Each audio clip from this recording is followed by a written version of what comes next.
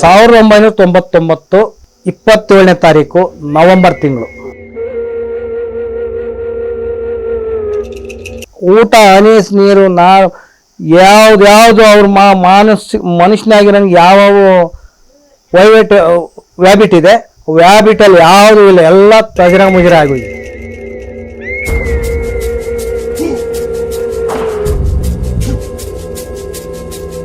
ಗಾಳಿಯಲ್ಲಿ ಬದುಕ್ತಾ ಇದ್ದಾರೋ ಭಗವಂತನ ಆಶೀರ್ವಾದದಲ್ಲಿ ಬದುಕಿದ್ರೆ ಅದನ್ನ ನಾನು ಹೇಳಕ್ಕೆ ಸಾಧ್ಯವಿಲ್ಲ.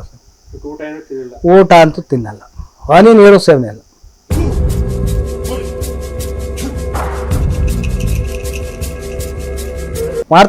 ಮಾಡ್ತಾ ಇದ್ದಂಗೆ ಸರ್ಪಾಗಿದ್ದಾರಂತೆ. ಅವರು ಮುಟ್ಟಿ ಏನೇನು ಎಂತ ಮಾಡಕ್ ಹೋದಾಗ ಕುಕ್ಕಿದಂಗಾಯ್ತು, ಹೊಡೆದಂಗಾಯ್ತು.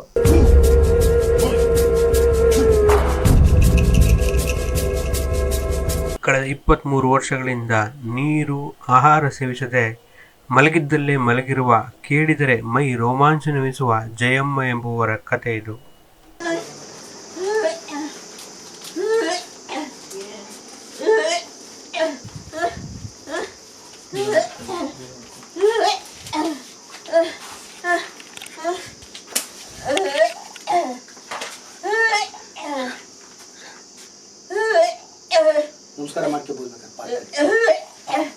ಹೌದು, ನಂಬೋಕೆ ಸಾಧ್ಯವಾಗದೇ ಇದ್ದರೂ ಇದು ಸತ್ಯ. ಹಾಸನ ಜಿಲ್ಲೆ ಚನ್ನರಾಯಪಟ್ಟಣ ತಾಲೂಕಿನ ನುಗ್ಗೇಹಳ್ಳಿ ಹೋಬಳಿಯ ಹೆಗ್ಗಡಗೆರೆ ಗ್ರಾಮದ ಜಯಮ್ಮ ಎಂಬುವವರು ಕಳೆದ 23 ವರ್ಷಗಳಿಂದ ಒಂದು ಹನಿ ನೀರು ಸೇವನೆ ಮಾಡಿಲ್ಲ, ಒಂದು ತುತ್ತು ಆಹಾರ ಸೇವಿಸದೆ ಕಳೆದ 23 ವರ್ಷಗಳಿಂದ ಬದುಕುವ ಮೂಲಕ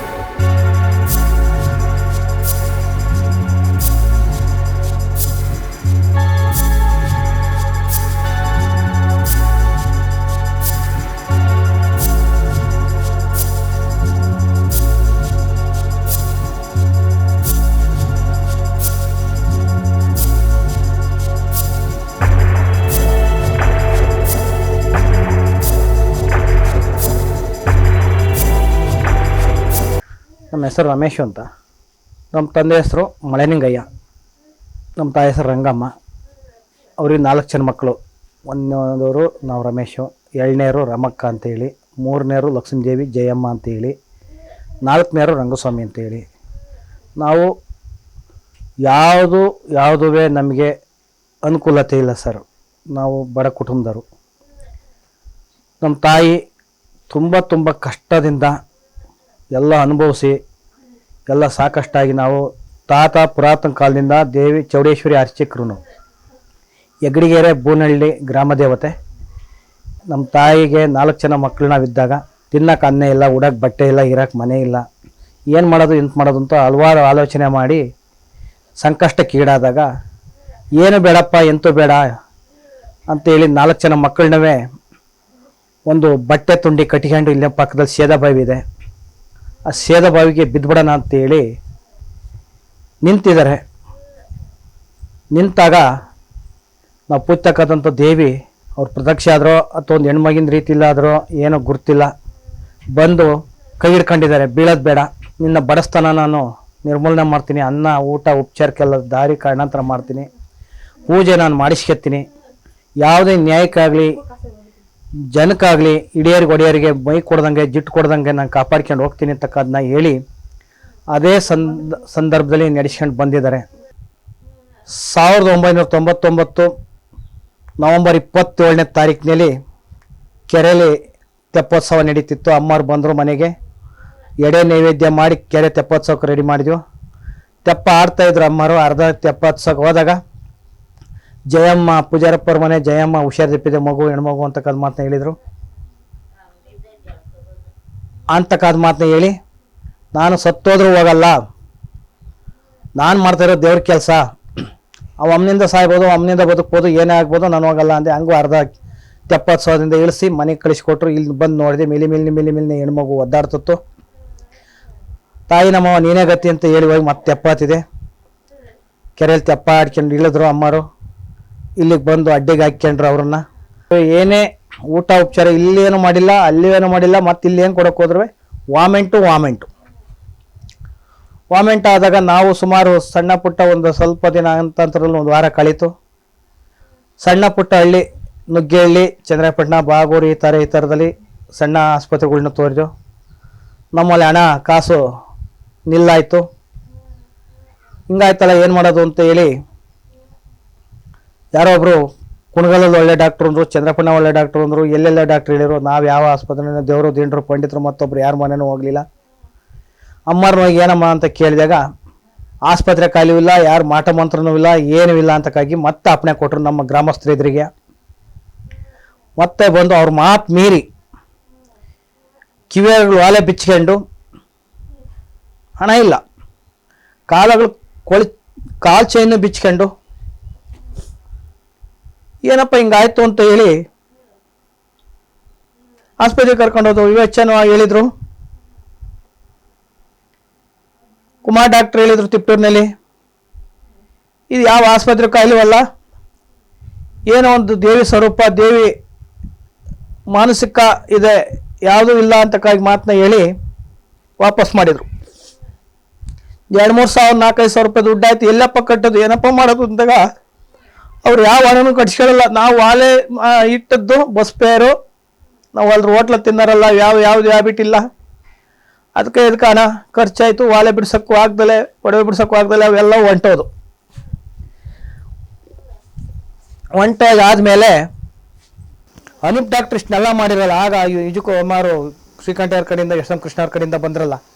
ಆಗ ಬಂದಾಗ ಅವರು ಬಂದು ಈ ಥರ ಅಂತ ಅಂದಾಗ ಪೇಪರ್ನಲ್ಲೆಲ್ಲ ಬಂದಾಗ ನಾವು ಕರ್ಕೊಂಡೋಗ್ತೀವಿ, ನಾವೇ ಎಲ್ಲ ಇದನ್ನು ಸರಿಪಡಿಸ್ಕೊಡ್ತೀವಿ ಅಂತ ಒಂದು ಮಾತು ಕೊಟ್ಟರು.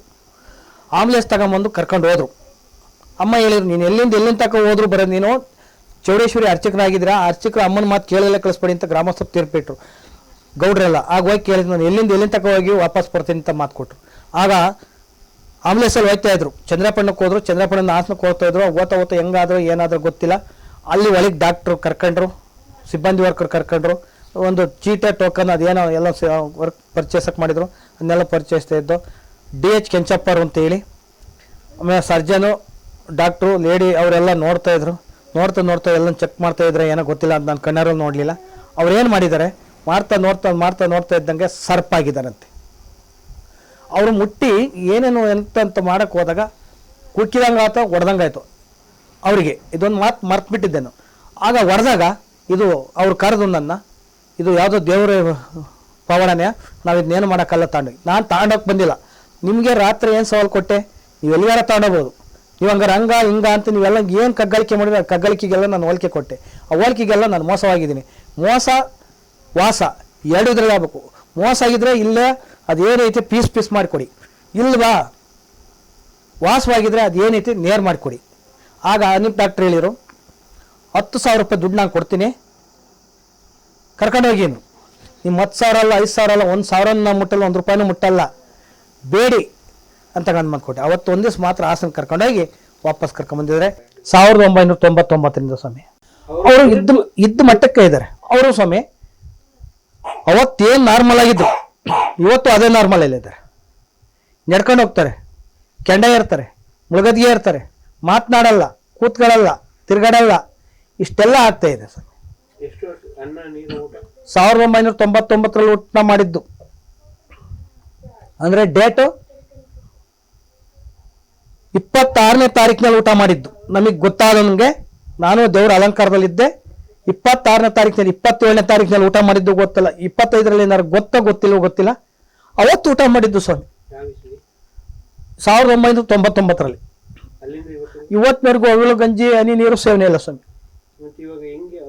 ಅದೇನೋ ಭಗವಂತ ಭೂಮಿ ತಾಯಿಗೆ ಇಬ್ರಿಗೆ ಗೊತ್ತು ಸ್ವಾಮಿ.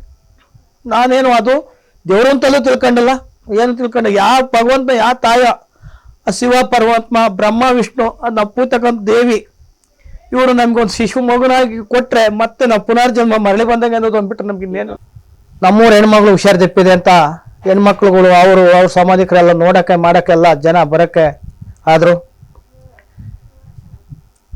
ಯಾರು ಬಂದು ನೋಡಿರಲ್ಲ, ಏನಿಲ್ಲ ಎಂತಿಲ್ಲ. ಅಲ್ಲಿಗೆ ಮೇಲೆ ಒಂದು ಬೆಡ್ಶೀಟ್ ಹಾಕಿ, ಬೆಡ್ಶೀಟ್ ಮೇಲೆ ಒಂದು ದಟ್ಟ ಹಾಕಿ, ಅದ್ರ ಮೇಲೆ 2 ಬೆಡ್ಶೀಟನ್ನ ಒದಿಕೆ ಮಾಡಿ ಅಲ್ಲಿದ್ರು. ನಾವು ಇಟ್ಕೊಂಡಿದ್ದಾಗ ಈ ಮನೆಯಿಂದ ಹೋಗ್ಬೇಕಾದ್ರೆ ಅಮ್ಮರು ಪ್ರಸಾದ ಕೊಟ್ಟಿದ್ರು. ಅವ್ರು ನಾವು ಮುಟ್ಟಂಗಿರಲ್ಲ, ಎತ್ತಂಗಿರಲ್ಲ, ಇಳ್ಕಂಗಿರಲ್ಲ, ಒಂದು ನಿಂಬೆಹಣ್ಣು ಕೊಡ್ತೀನಪ್ಪ ಅಥವಾ ಒಂದು ಪ್ರಸಾದ ಕೊಡ್ತೀನಿ, ಲಳವಾಗಿ ಬರ್ತೀನಿ ಅಂತಕ್ಕಂಥ ಮಾತನ್ನ ಕೊಟ್ಟಿದ್ರು.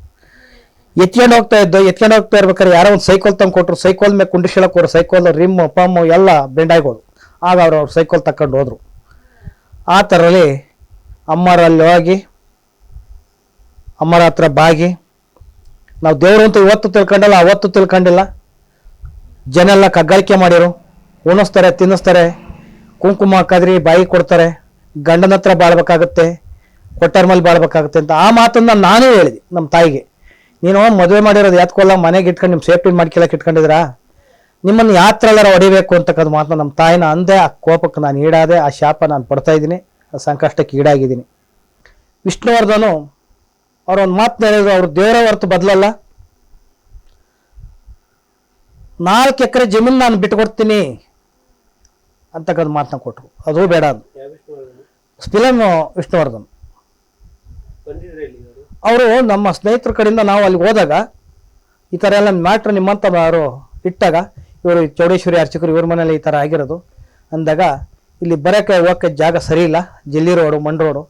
ಆಯಿತು, ಇದಕ್ಕೆ 4 ಎಕರೆ ಜಮೀನು ಕೊಡ್ತೀನಿ, ನಾನು ದಾನವಾಗಿ ಕೊಡ್ತೀನಿ, ಮದ್ದೂರು ಮಳವಳ್ಳಿ ಮಧ್ಯೆ ಇದೆ, ಆ ಜಮೀನು ನಾನು ಕೊಡ್ತೀನಿ ಅಂತಕ್ಕಂಥ ಮಾತನ್ನ ನನಗೆ ಇಟ್ಟರು.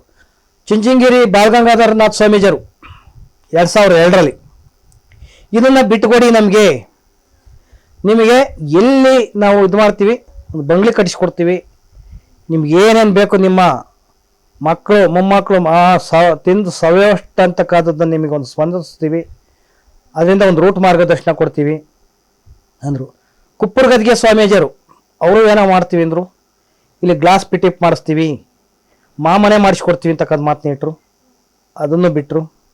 ಕೆರಗೋಡು ರಂಗಾಪುರದ ಬುದ್ಧಿಯವರು ಇಷ್ಟೆಲ್ಲ ಆಗಿ ಹೋಗಿ ಅವರು ಬಂದರೆ, ಕೆರಗೋಡು ರಂಗಾಪುರದ ಬುದ್ಧಿಯವರು ಬಂದರೆ 2004-05ನೇ ಸಾಲಿನಿಂದ ಇವರು ಎದಾಳ್ತಾರೆ. ಅಂದರೆ ಜಾತ್ರೆ, ಶಿವರಾತ್ರಿ ಹಬ್ಬದಲ್ಲಿ ಒಂದ್ಸರಿ ಹೊಡ್ತಾರೆ, ಚೌಡೇಶ್ವರಿ ಅಮ್ಮ ಜಾತ್ರೆಯಲ್ಲಿ ಒಂದ್ಸರಿ ಹೊಡ್ತಾರೆ.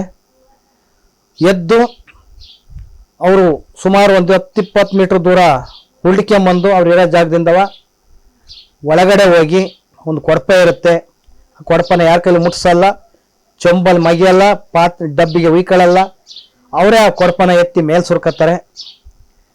ಸುರ್ಕೊಂಡು ಹೊಸ ಬಟ್ಟೆ ತೊಟ್ಕೊಂಡು ಉತ್ಸವ ಹೊಡ್ತಾರೆ ಶಿವರಾತ್ರಿ ಹಬ್ಬಲ್ಲಿ. ಮತ್ತು ಜಾತ್ರೆಯಲ್ಲಿ ಅದೇ ಥರ ಮಾಡ್ತಾರೆ. ಮುಳುಗದ್ಗೆ ಇರ್ತಾರೆ ಜಾತ್ರೆಯಲ್ಲಿ. ಸಾರ್ವಜನಿಕರು ಪಬ್ಲಿಕ್ಸಲ್ಲಿ ಇಲ್ಲಿಂದ 4-5 ಕಿಲೋಮೀಟ್ರು ಅಲ್ಲ 4-5 ಪರ್ಲಂಗ ಹೋಗ್ತಾರೆ, ಎತ್ಕೊಂಡು ಹೋಗ್ತಾರೆ. ಮೊದಲು ನಡೆಯೋರು, ಈಗ ಎತ್ಕೊಂಡು ಹೋಗ್ಬಿಡ್ತಾರೆ. ಎತ್ಕೊಂಡು ಹೋಗಿ ಅಲ್ಲೆಲ್ಲ ಬಿಟ್ಟು ಅಲ್ಲೆಲ್ಲ